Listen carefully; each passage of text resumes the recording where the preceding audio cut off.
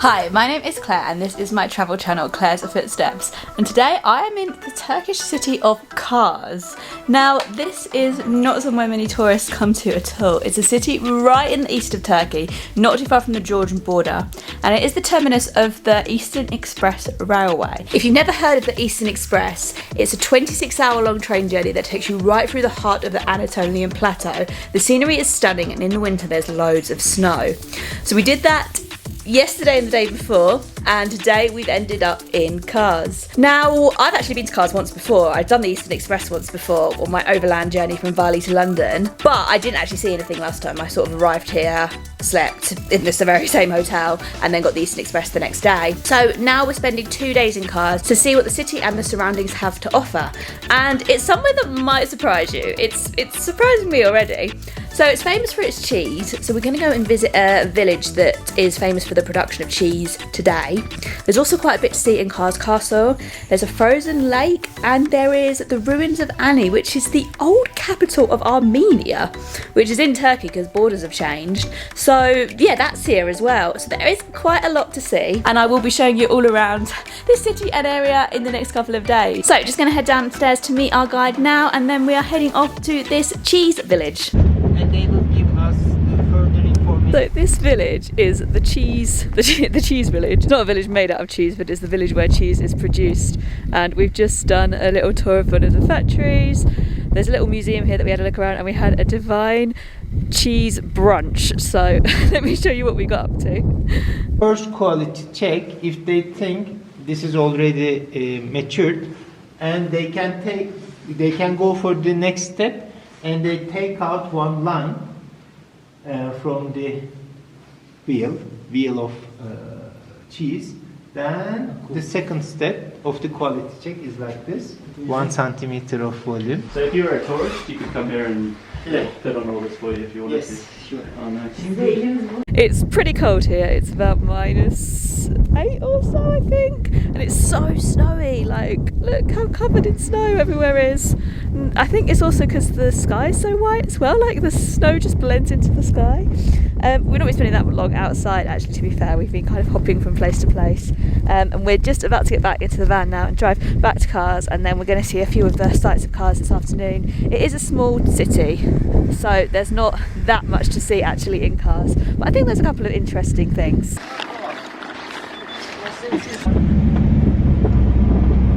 Alright, we are back in Kars city centre. There's a few things to see here which I'm just currently on a bit of a mission to go and see.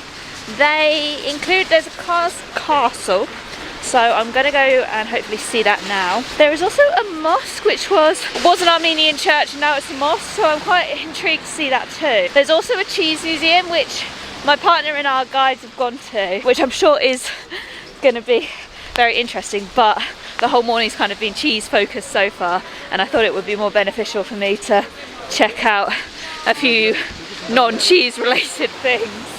So I am just sort of on a mission off to the castle now. There's some really interesting architecture here.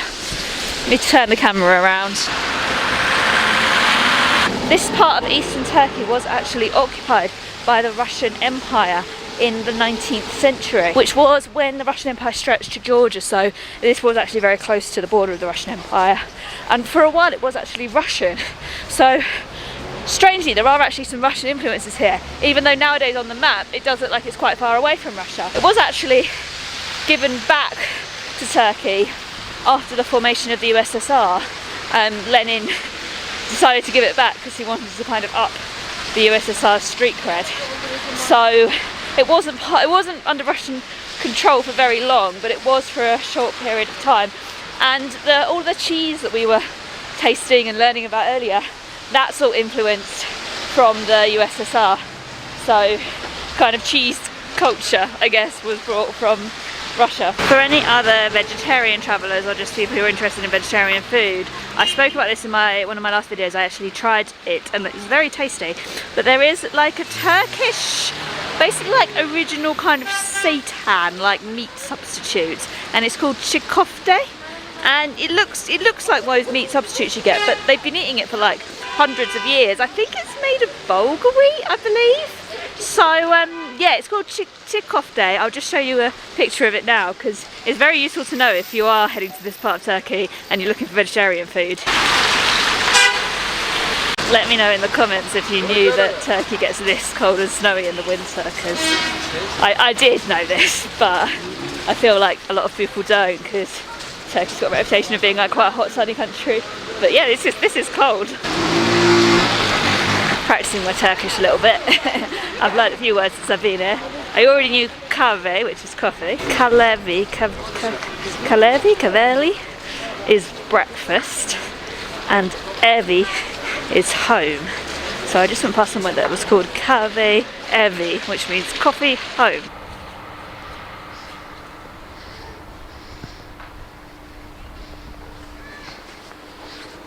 Alright, I've made it to the old kind of city of Kars, and this is really cool. Like, there's a mosque just behind me, there's a castle at the top, which I think I'm going to go to first because I believe it shuts at 5 and it's 4 now. And yeah, just lots of different architecture and things. So I hope there'll be a few information boards in English, so I'll be able to learn a little bit more about the places. But yeah, nice place to walk around. Nice and calm, away from the hubbub of the city. Hello. So I believe this mosque just behind me was an Armenian church. I might try and have a little look in, if I'm allowed to, when I get down from the castle, but priority is the castle, and there's a lot of steps to get up there. I seem to be mentioning this in most videos at the moment, but I'm climbing Everest base camp in a couple of months.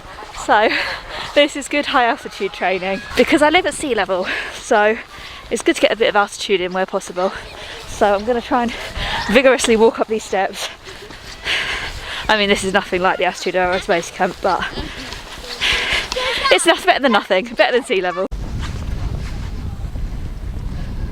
Nearly made it to the top. And I found an information board so I can tell you about the castle. So this castle, well, it's called the Citadel, was built in 1153. It was built by the Seljuk and it was remodelled and repaired in 1579. So I guess most of this dates back from 1579, although I think there are some parts that date back to its original conception in the 12th century. And it was just built to defend the city. It consists of barracks, an arsenal, a masjid and a tomb, as well as the main castle walls. So let's go and have a look. It does close at 5 o'clock. I'm not sure what the time is, it's between 4 and 5, but they should hopefully still let me in. Alright, actually it seems like it's free to enter and there's no one sort of here asking for tickets or anything, so I'm in. But I'm guessing they close the gates at 5, so I have to make sure I'm out by then. But yeah, so yeah, it's just a big castle complex, looks quite cool. I'll see if I do a little lap and see if I can see anything interesting, and there's a view of the whole city from here as well. So there's the road I just walked down. That is the church converted to a mosque that I'm hoping to visit after, and there's a couple of other mosques as well. Oh, I also believe that this is an Ottoman bridge. I think it's a bit of an underrated city, you know. It is quite popular with Turkish tourists, but very, very few foreign tourists come here. But there seems to be quite a lot to see. You know, obviously we went to the cheese earlier, we had the cheese breakfast, which I know many people would enjoy. And then there's all this in the city centre, and then there's a couple of other things tomorrow, very impressive things. So yeah, if you're looking for somewhere different to visit in Turkey, then I do recommend it. Let's have a look around here. Oh, interesting. Okay, so the reason that it had to be rebuilt in 1579 was because there was a Mongol invasion in 1386, and a lot of it was destroyed then, so it had to be rebuilt. Oh, thankfully I did come up here when I did, because the castle is closing now. I didn't manage to get right up to the top, unfortunately. It's up there. Didn't manage to get up there, unfortunately, but never mind, I still managed to get into the grounds, saw a little bit of it, and still got a very nice view, so can't complain. So I'm going to try and get one more little shot of the city from over here, and then head back down. At least I got the little bit of altitude training walking up as well. Oh, well, that was nice seeing the castle. I'm just waiting for the rest of my group now. They are walking up the hill. But I think the castle is closed now, so we might don't know if we'll be able to go back in, and I'm hoping we'll be able to go inside the mosque as well if that's still open. This is Kumbet Mosque, but it used to be called the 12 Apostles Church. It was built in 932 AD as an Armenian church. But in 1064, the Seljuk Turks converted the interior, but not the exterior, into a mosque. This is cool. We've come to a pub that used to be a Turkish bathhouse, so it still looks like a Turkish bathhouse on the inside. But yeah, it's a pub restaurant. I don't think it's like a British pub. I think it's like you could get a chai here or maybe a coffee. And then we're sitting on the bit on the outside, which is a covered balcony, and there's views over the river. So yeah, very nice place to have an end of day drink. I will be having a chai though, because I'm still not drinking for a little bit. This is salep. It's like a frothy, milky drink with cinnamon on top that's really popular in Turkey. Good morning, good morning. It is day number 2 in Kars. This is actually our last day in Turkey. We're heading to Georgia tomorrow. But today we are going to Ani, which is really interesting. I've wanted to go to this place for a long time. It's the ruins of what used to be the capital of Armenia, but it is in Turkey. So yeah, very interesting cultural place. So we're heading there this morning. And then this afternoon we're heading to a frozen lake, where you can go on a sleigh ride on the frozen lake. I'm not sure if I'm going to do that. I'm a little bit nervous about the ice breaking, but it will be interesting to see nonetheless. I don't think I actually popped on here last night, but we just had, after we were at the Riverside cafe place, we just went for a pita, which is a Turkish pizza. This one was really good actually. It was better than the one I had in Istanbul. So just had that and then came back and did a bit of work and then went to bed. Food wise, it is a lot of cheese and bread here at the moment. I'm really missing my fruits and vegetables. I normally eat about 12 portions of fruits and vegetables a day. So yeah, I'm struggling a little bit with the food, but it's not too bad. At least there's something.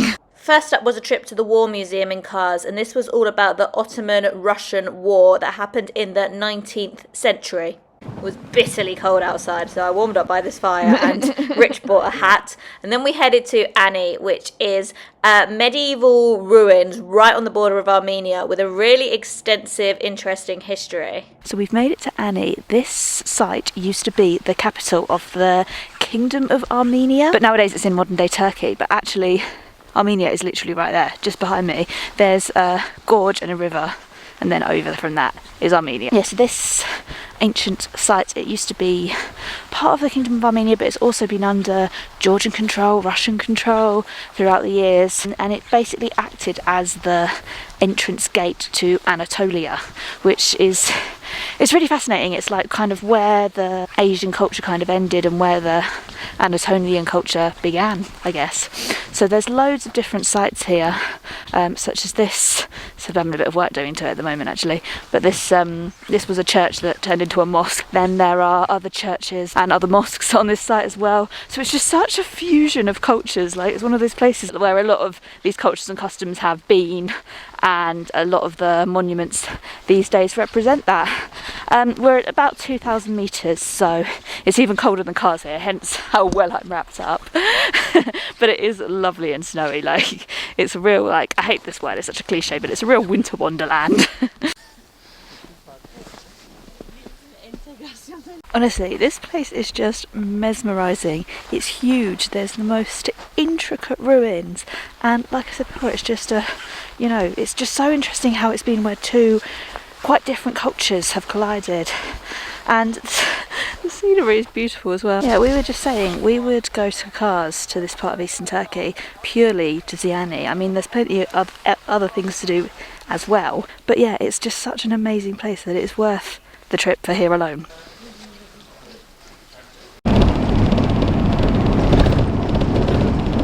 We've arrived at Lake Cildir, I think it's pronounced, and it's a completely frozen lake with snow on the top of it. And in the winter months they do horse sledge rides around the lake. Haven't decided yet if I'm going to do one. But yeah, look at it. And it's got such a jovial atmosphere. There's people dancing on the lake. There's also a little restaurant here, so we're going to have some lunch first and then, yeah, have a little look more at the lake. So this lake, I can't remember what it's called. I think I did pronounce it correctly the first time though, so that's what it's called. I wrote it on the screen as well. But yeah, so this lake is frozen for 2 months out of the year. You can probably see behind me. You can go on sleigh rides, but We opted not to. I don't usually do that kind of thing when I travel, but it's cool to watch. Just came out and walked on it, and you can walk like really far. Like, it's covered in snow and it doesn't seem like you're walking on ice at all. It just feels like you're walking through normal snow. It's wild to think that there's water underneath here, and a little bit eerie as well. Like, it does give me the creeps a little bit, so I might head back in now. But it's such a beautiful place. Like, there's mountains in the background. You can't really see them initially because of the sun's glare, but if you sort of really focus, or if you put sunglasses on, you can just see these amazing snow-covered mountains. It's just so surreal. Like, it looks like the North Pole. Like, if this was the setting for like a Christmas movie, you'd totally believe it.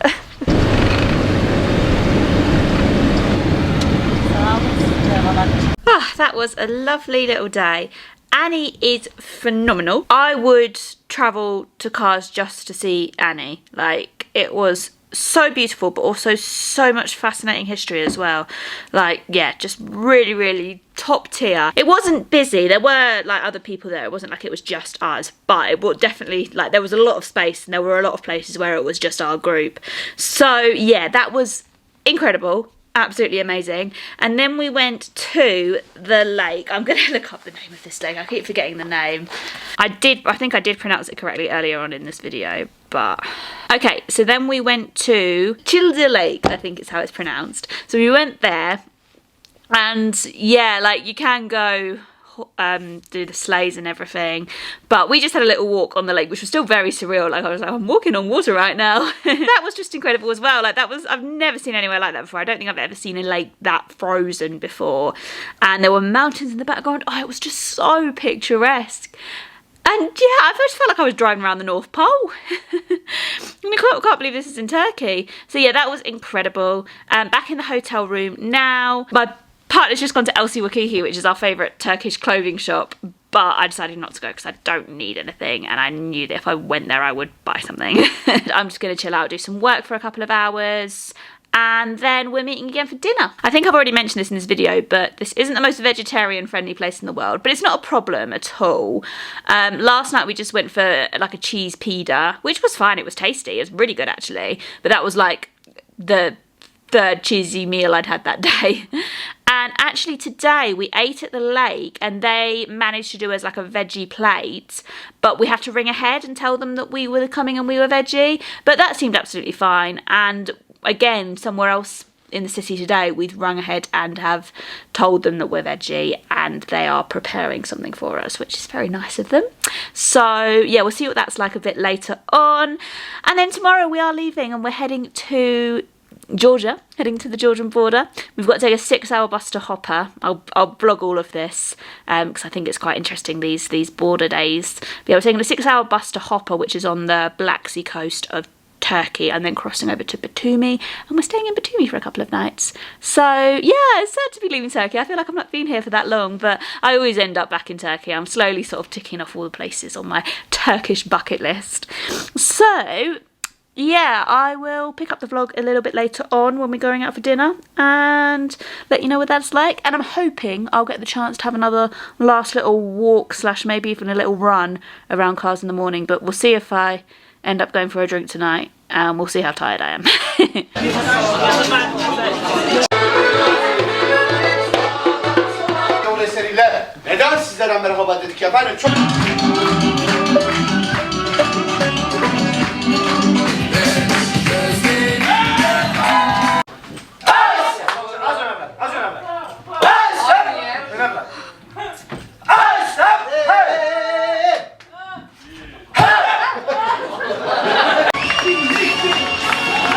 Good morning. It is our last, few hours in Kars. We are heading to the bus station in literally an hour, so I need to finish packing. But last night was really good. We went to a famous restaurant here called Pushkin, and there was like this entertainment, like traditional singing and traditional dancing, and then everyone got up and danced. So yeah, it was really fun, really nice atmosphere. The food was good as well. We had this dish. It was like deconstructed dumplings. It was vegetarian, and it had like sour cream and caramelized onions on it. It was so tasty. And then we had a Persian dessert as well. I will find out the names of both of those items and write them on the screen because I can't remember them off the top of my head. And then this morning we got up at 7 a.m. and just went out for a run at nearly 2,000 meters altitude, and it was minus 10 degrees outside, but I'm glad we've done it. This is part of our Everest base camp training. It's good for us to do a little bit of altitude training. We ran up the hill to the castle twice, so feeling good for that. And yeah, got to get ready. So I think I'm going to finish this video here. So thank you so much for watching. We are heading to Georgia now, so I'm going to start another video all about the travel to Georgia, crossing the Georgian border, and the bus to the Black Sea. So do stay tuned for that. Thank you. Bye.